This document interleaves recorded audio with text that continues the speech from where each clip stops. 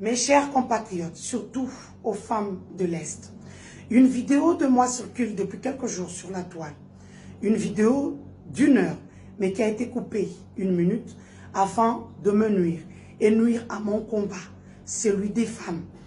En tant que femme, en tant que mère, des gens m'ont insulté, vilipendé, humilié depuis 3 mois sur des pages.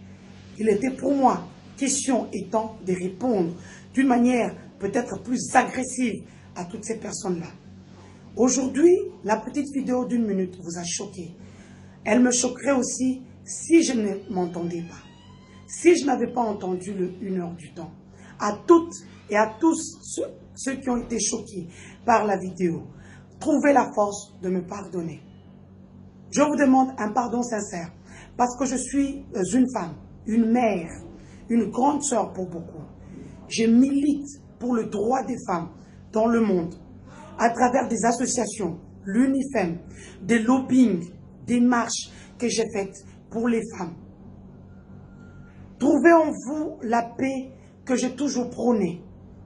Trouvez en moi l'amour de la République démocratique du Congo.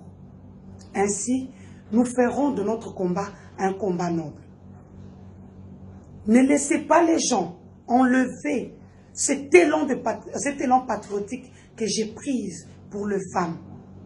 Je suis, et je le redis, la voix des sans-voix.